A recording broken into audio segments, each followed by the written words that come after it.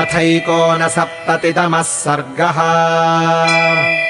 एवम् विलपमानस्य रावणस्य दुरात्मनः श्रुत्वा शोकाभिभूतस्य त्रिशिरावाक्यमब्रवीत्। एवमेव महावीर्यो हतो नस्तात मध्यमः न तु सत्पुरुषा राजन् विलपन्ति यथा भवान्। नूनम् त्रिभुवनस्यापि पर्याप्तस्त्वमसि प्रभो स कस्मात् प्राकृत इव शोचस्यात्मानमीदृशम्। ब्रह्मदत्तास्ति ते शक्तिः कवचम् सायको धनुः सहस्रखरसंयुक्तो रथो मेघसमस्वनः। त्वया सकृद्धिशस्त्रेण विशस्ता देवदानवाः स सर्वायुधसम्पन्नो राघवंशास्तुमर्हसि। कामम् तिष्ठ महाराज निर्गमिष्याम्यहम् रणे उद्धरिष्यामि ते शत्रून् गरुडः पन्नगानिव।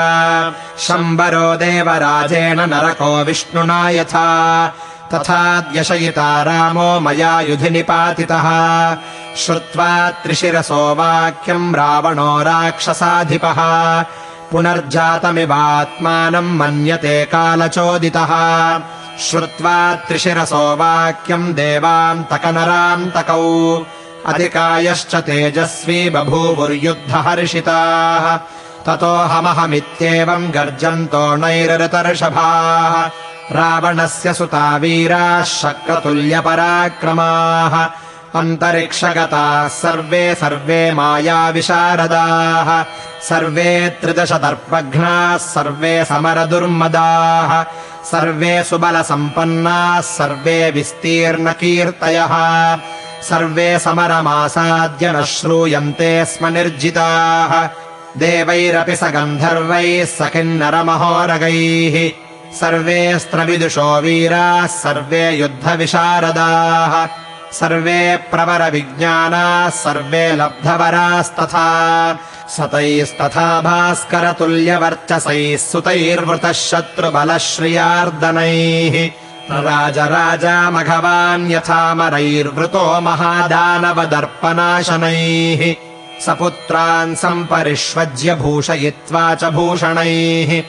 आशीर्भिश्च प्रशस्ताभिः प्रेषयामास वैरणे। युद्धोन्मत्तम् च मत्तम् च भ्रातरौ चापि रावणः रक्षणार्थम् कुमाराणाम् प्रेषयामास संयुगे। तेऽभिवाद्य महात्मानम् रावणम् लोकरावणम् कृत्वा प्रदक्षिणम् चैव महाकायाः प्रतस्थिरे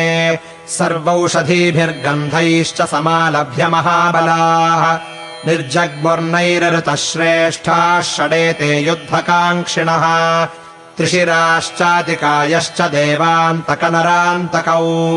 महोदरमहापार्श्वौ निर्जग्मुः कालचोदिताः। ततः सुदर्शनम् नागम् नीलजीमूतसन्निभम् ऐरावतकुले जातमारुरोह महोदरः सर्वायुधसमायुक्तस्तूणीभिश्चाप्यलङ्कृतः रराजगजमास्थाय सवितेवास्तमूर्धनि हयोत्तमसमायुक्तम् सर्वायुधसमाकुलम् आरुरोहरथः श्रेष्ठम् त्रिशिरा रावणात्मजः त्रिशिरारथमास्थाय विरराजधनुर्धरः सविद्युदुल्कः सज्ज्वालः सेन्द्रचाप इवाम्बुदः त्रिभिः किरीटैस्त्रिशिराः शुशुभे सरथोत्तमे हिमवानिव शैलेन्द्रस्त्रिभिः काञ्चनपर्वतैः अतिकायोति तेजस्वी राक्षसेन्द्रसुतस्तदा आरुरोहरथः श्रेष्ठम् श्रेष्ठः सर्वधनुष्मता सुचक्राक्षम् सुसंयुक्तम् स्वनुकर्षम् सुकूबरम् तूणीबाणासनैर्दीप्तम् प्रासासि परिघाकुलम् सकाञ्चन विचित्रेण किरीटेन विराजत भूषणैश्च बभौ मेरुः प्रभाभिरिव भासयन् सरराजरथे तस्मिन् राजसूनुर्महाबलः वृतो नैरृतशार्दूलैर्वज्रपाणिरिवामरैः हयमुच्चैः श्रवः प्रख्यम् श्वेतम् कनकभूषणम् मनोजवम् महाकायमारुरोहनरान्तकः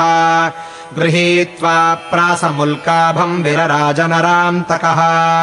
शक्तिमादाय तेजस्वी गुहः शिखिगतो यथा देवान्तकः समादाय परिघम् हेमभूषणम् परिगृह्य गिरिम् दोर्भ्याम् वपुर्विष्णोर्विडम्बयन् महापार्श्वो महातेजा गदामादाय वीर्यवान् विरराजगदापाणिः कुबेर इव संयुगे ते प्रतस्थुर्महात्मानो मरावत्याः सुरा इव तान् गजैश्चतुरङ्गैश्च रथैश्चाम्बुदनिस्वनैः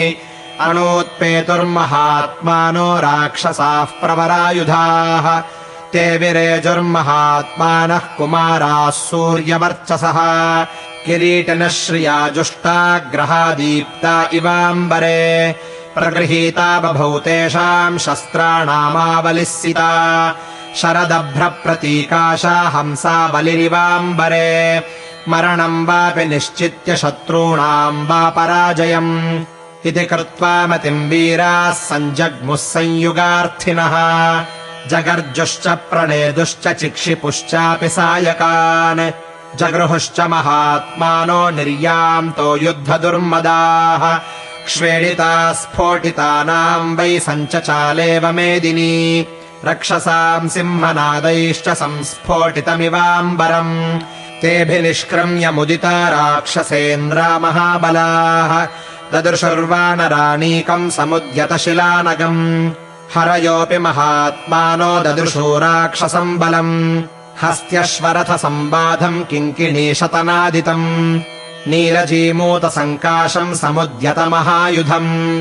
दीप्तानलरविप्रख्यैर्नैरृतैः सर्वतो वृतम् तद्दृष्ट्वा बलमायातम् लब्धलक्षाः प्लवङ्गमाः समुद्यतमहाशैलाः सम्प्रणेदुर्मुहुर्मुहुः अमृष्यमाणा रक्षांसि प्रतिनर्दन्तवानराः ततः समुत्कृष्टरवम् निशम्य रक्षो गणा वानरयूथपाना अमृष्यमाणाः परहर्षमुग्रम् महाबला भीमतरम् प्रणेदुः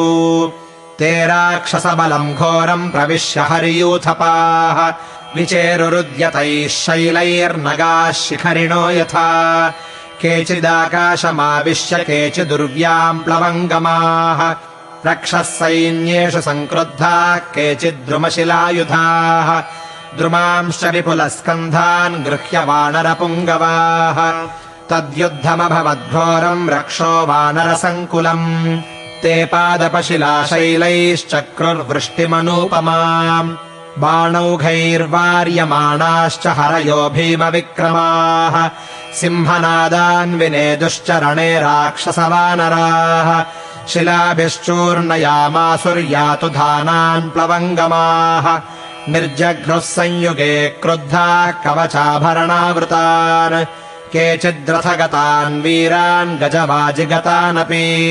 निर्जघ्नुः सहसा प्लुत्य यातु धानान् प्लवङ्गमाः शैलशृङ्गान्विताङ्गास्ते मुष्टिभिर्वान्तलोचनाः चेलुः पेतुश्च नेदुश्च तत्र राक्षसपुङ्गवाः राक्षसाश्च शरैस्तीक्ष्णैर्बिभिदुः कपिकुञ्जरान् शूलमुद्गरखड्गैश्च जघ्नुः प्रासैश्च शक्तिभिः अन्योन्यम् पातयामासुः परस्परजयैषिणः रिपुशोणितदिग्धाङ्गास्तत्र वानरराक्षसाः ततः शैलैश्च खड्गैश्च विसृष्टैर्हरिराक्षसैः मुहूर्तेनावृता भूमिरभवच्छोणितोक्षिता विकीर्णैः पर्वताकारैरक्षोभिरभिमर्दितैः आसीद्वसुमती पूर्णा तदा युद्धमदान्वितैः आक्षिप्ताः क्षिप्यमाणाश्च भग्नशैलाश्च वानराः पुनरङ्गैस्तदा चक्रुरासन्ना युद्धमद्भुतम् वानरान् वानरैरेव जघ्नुस्तेनैरृतर्षभाः राक्षसान् राक्षसैरेव जघ्नुस्ते वानरा अपि आक्षिप्य च शिलाः शैलान् जघ्नुस्ते राक्षसास्तदा तेषाम् चाच्छिद्य शस्त्राणि जघ्नू रक्षांसि वानराः निर्जघ्नुः शैलशृङ्गैश्च विविधुश्च परस्परम् सिंहनादान् विनेदुश्च रणे राक्षसवानराः छिन्नवर्मतनुत्राणा राक्षसा वानरैर्हताः रुधिरम् प्रसृतास्तत्र रससारमिव द्रुमाः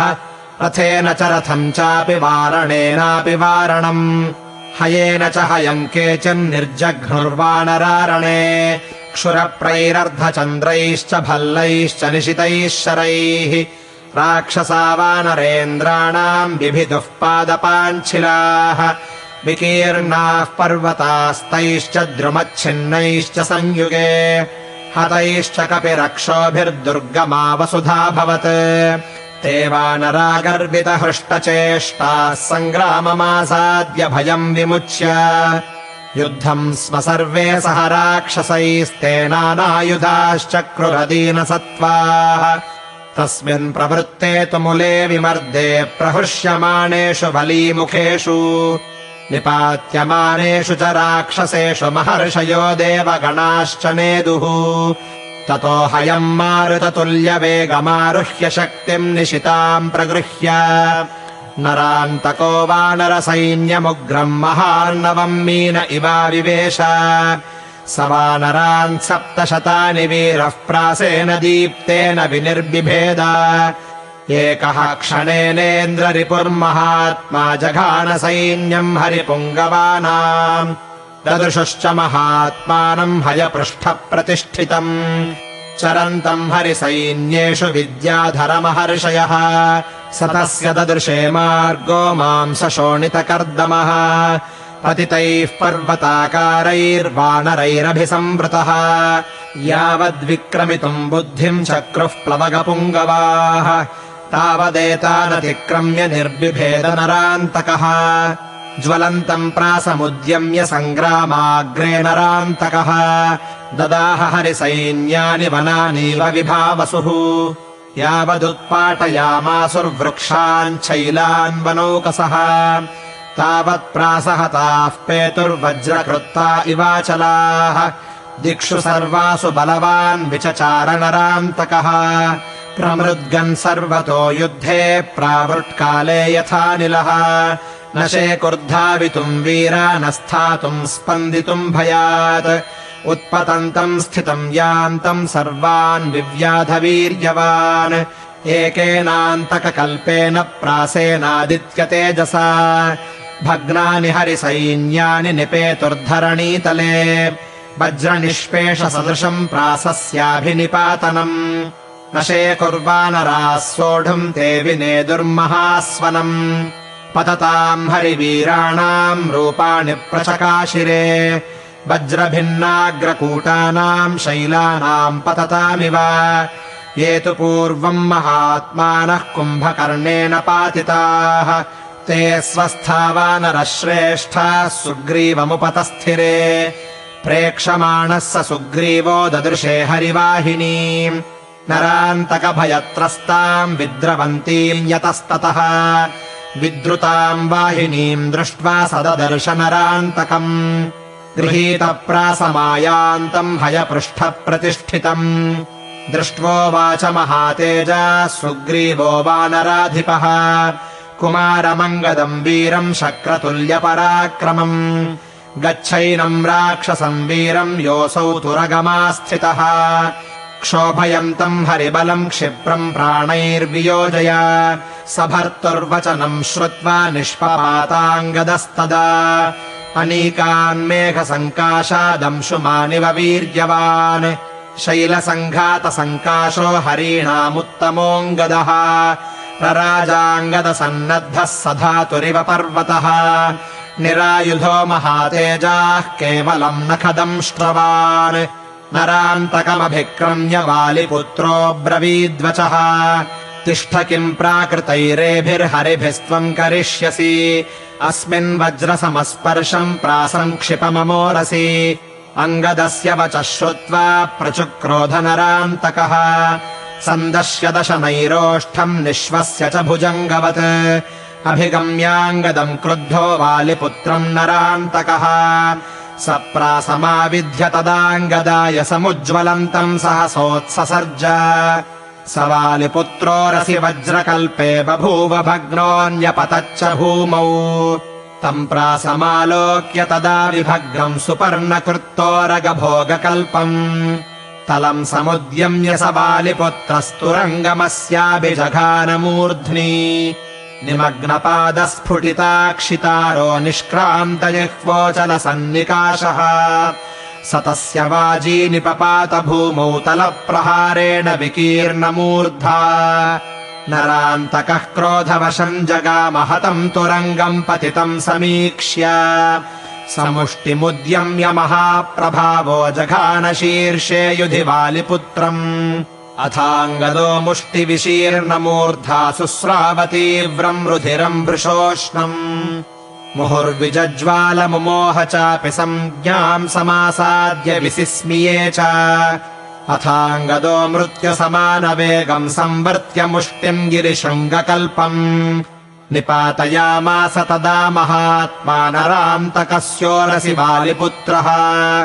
समुष्टिनिर्भिन्न निमग्नवक्षा ज्वालावमञ्छोणितदिग्धगात्रः नरान्तको भूमितले पपात यथाचलो वज्रनिपातभग्नः तदान्तरिक्षे त्रिदशोत्तमानाम् वनौकसाम् चैव महाप्रणादः बभूव तस्मिन्निहतेऽग्र्यवीर्ये नरान्तके वालिसुतेन सङ्ख्ये अथाङ्गदो राममनः प्रहर्षणम् सुदुष्करम् तम् कृतवान् हि विक्रमम् विसिस्मिये सोऽप्यथ भीमकर्मा पुनश्च युद्धे स बभूव हर्षितः इत्यार्षे श्रीमद् रामायणे वाल्मीकीये आदिकाव्ये युद्धकाण्डे 59तमः सर्गः।